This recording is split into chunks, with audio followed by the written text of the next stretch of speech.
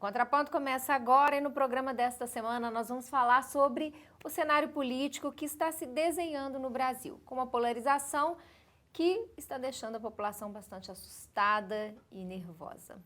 Zé Luiz, como é que você avalia o que vem acontecendo no Brasil nas últimas semanas? Eu acho extremamente perigoso e eu não consigo imaginar qual que pode ser o final disso que está em curso.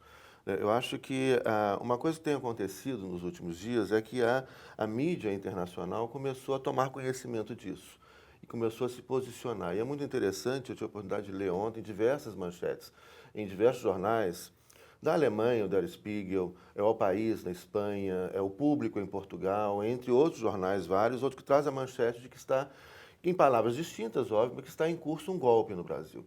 Então, me parece que assim está muito bem delineado. A gente está assistindo um golpe, que é um golpe de uma característica, em parte, nova, né? Que é um golpe midiático, mas se bem que a gente teve toda a campanha de difamação contra o Getúlio em 54, contra João Goulart em 64, isso aí vai se repetindo, parcial com a ajuda de parte, né, do Poder Judiciário, diria uma pequena parte, eu quero acreditar que seja uma pequena parte do Poder Judiciário, que vem exacerbando das suas funções, né, descumprindo, portanto, a Constituição, de uma pequena parte também, quero acreditar, do Ministério Público, né, e com apoio do empresariado, mais uma vez, o empresariado apoiou em 64, a Fiesp está aí de novo apoiando, etc., para desestabilizar um projeto de país, na verdade. O que está no pano de fundo disso aí são interesses econômicos. Bom, aí você traz algumas questões, acho muito importante a gente lembrar que no golpe, durante o golpe de 64 também havia o apoio da imprensa e havia o apoio da OAB, o que é mais assustador, É isso, tanto né? naquele momento quanto o que está acontecendo agora. E que, é claro, despertou a reação de outros advogados, de outros juristas que não concordam nem com o golpe, nem com o apoio da OAB, porque não representa, né, o pensamento dos advogados do Brasil. Mas uma outra coisa que você diz aí, Zé Luiz, eu acho que é bastante interessante para a gente problematizar, é a questão do projeto de Estado que estava em curso e que você diz estar ameaçado. Eu acho que é importante a gente separar essas duas questões, porque a gente vinha fazendo uma série de críticas ao governo, que é o governo a quem nós atribuímos o início de uma mudança na perspectiva da política pública, uma política mais socializante, que, no entanto, começa a fazer a mesma política da direita. Né? Então, o que aconteceu para justificar que os aliados do governo, que quando começam a ter o respaldo do próprio governo naquilo que lhes interessa, romper com esse governo que começa a fazer a política que interessa ao próprio capital? Pois é, olha, eu acho que em primeiro lugar eu queria falar rapidamente antes sobre o que você comentou a respeito do OAB. Eu acho lamentável isso, a posição institucional do OAB. Ela não deveria. Primeiro, é muito complicado se posicionar sobre para milhares de advogados. Né? É lamentável, lembrando que o OAB em 64 também apoiou o golpe, depois com a AI-5, né, mudou de opinião. E agora também o OAB se posiciona a favor do impeachment, que nessas circunstâncias, juridicamente, é golpe. É lamentável, ainda mais com escutas envolvendo vários advogados, tinha que sair em defesa desses advogados, enfim, é horroroso o que está acontecendo. Eu acho que outro aspecto interessantíssimo, né, que você levantou é essa questão do Estado. Antes de você entrar no outro aspecto, vamos falar mais um pouquinho sobre essa questão da OAB, porque é importante para o telespectador entender o que significa o sigilo profissional. Sim. Porque a OAB tinha que sair em defesa, né, da necessidade de proteger o desempenho da função do advogado. Para o telespectador imaginar, é a mesma coisa se colocasse uma escuta no confessionário do padre ou colocasse uma escuta no consultório do analista e divulgasse isso publicamente. Não pode, a conversa do advogado com o seu cliente, ela tem que ser protegida e é protegida em toda a democracia no mundo inteiro.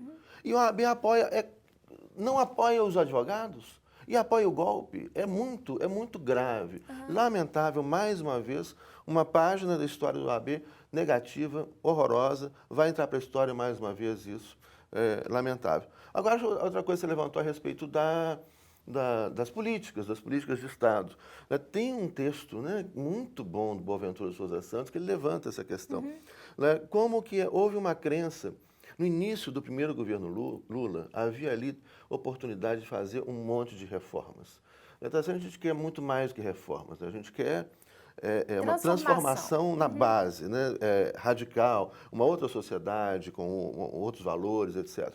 Mas tinha a oportunidade de fazer reformas muito importantes, que pudessem levar a essa outra sociedade.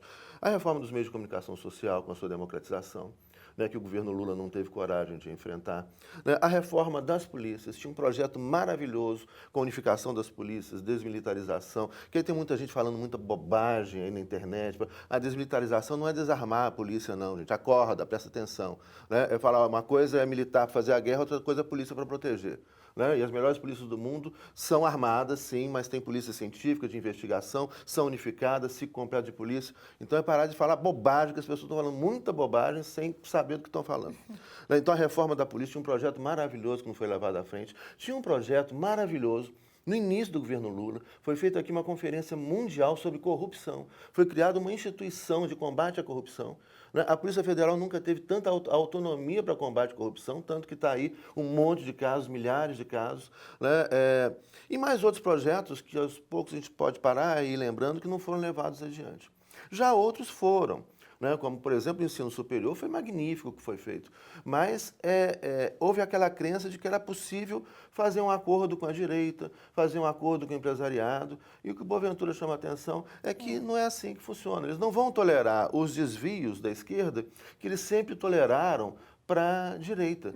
A corrupção, infelizmente, sempre teve, generalizada, mas era feita pela direita. É porque o governo, os governos do PT, na verdade, que se sucederam, acreditaram conseguir agradar todo mundo, né? Acendeu uma vela para cada um e implementou políticas socializantes, isso a gente não pode negar, isso os dados da Organização das Nações Unidas indicam a superação de graus absurdos, né, de miséria no Brasil, melhoras com relação à taxa de analfabetismo no Brasil, que são conquistas muito importantes. A universidade, né, como você mencionou aqui, Zé Luiz, o investimento nas universidades públicas, como não acontecia no Brasil, pelo contrário, né, a gente vinha de um sucateamento da universidade pública e aí vem toda uma política de investimento, mas o que aconteceu é que agora a gente está no caminho inverso. E justamente quando a gente está no retrocesso das políticas socializantes é que a direita reage. Né, para derrubar o governo. E é interessante, para uma coisa que espero que não aconteça esse golpe, que já está em curso, né, mas uma coisa que a gente pode ter certeza é que a direita entrando no poder, vamos ver o caso do Macri, né, a situação das pessoas, dos trabalhadores, vai piorar. É acumulação de riqueza, mais concentração de riqueza. Vídeo exemplo dos Estados Unidos, o que vem acontecendo, né, 80% da população vai empobrecendo. Vídeo o caso, a grave crise dos governos de direita na Europa. O que vem é isso. Só que é óbvio, gente, a gente não precisa de um governo supostamente de esquerda, porque o governo Dilma também não acha que seja um governo de esquerda, não precisa de um governo supostamente de esquerda para fazer políticas de direita. Então, vai fazer política de direita, deixa a direita.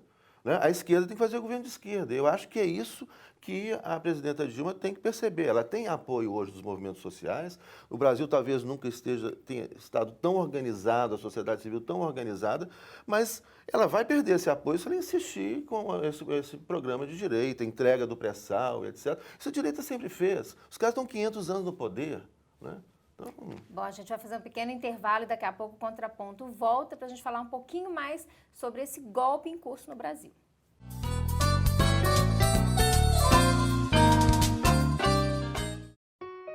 O Brasil é o país onde mais se mata no mundo. Esta violência vem crescendo. De 1980 a 2012, a taxa de homicídio aumentou 148,5%, totalizando mais de 1.200.000 vítimas. Os números da violência brasileira ultrapassam os de zonas de guerra. Cerca de 170.000 pessoas foram mortas nos 12 maiores conflitos mundiais entre 2004 e 2007. No Brasil, foram mais de 192.000 homicídios no mesmo período. Mas a violência não atinge toda a sociedade brasileira de maneira igual. Afeta principalmente os jovens de 15 a 29 anos, que em 2012 foram a maior parte dos mortos por homicídio. Os jovens correspondem a 26,9% da população brasileira. Anualmente, 30.000 morrem vítimas de homicídios, o que são 82 jovens por dia, ou 7 a cada 2 horas. A cada 2 dias é como se caísse um avião só com jovens.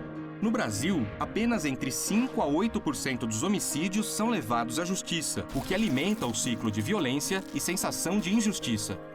Entre os jovens mortos, mais de 90% são homens e 77% são negros. Em algumas capitais da região Nordeste, a taxa de homicídios de jovens negros é 10 vezes maior do que a média nacional, que é de 29 a cada 100 mil habitantes. Mais chocante que esta realidade, só a indiferença. Você se importa? Queremos ver os jovens vivos. Chega de homicídios. Participe da campanha Jovem Negro Vivo. Assine o manifesto no site da Anistia Internacional.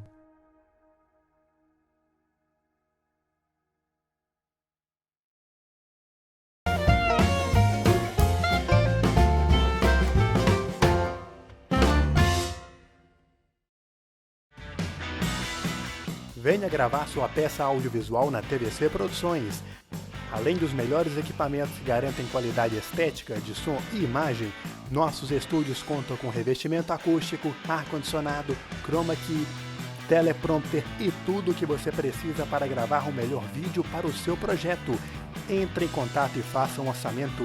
Ligue 31 3024 2755.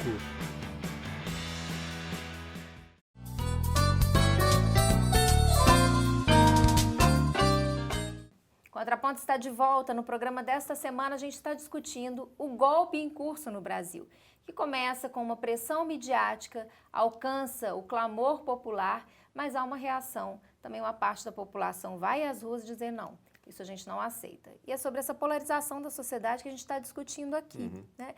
E eu queria, Zé Luiz, que você explicasse por que isso que está acontecendo é um golpe. Pois é, olha, primeiro é uma apuração seletiva. Então, olha, tem que apurar a corrupção? É lógico que tem que apurar a corrupção. Mas a primeira coisa que nós temos que pensar, na Itália houve um precedente muito diferente do precedente brasileiro. Na Itália houve um precedente da Operação Mãos Limpas, onde os promotores, os juízes envolvidos, eles apuraram todos os casos de corrupção, não apenas de um partido. Atualmente a gente vê uma apuração seletiva, é tudo feito contra o PT.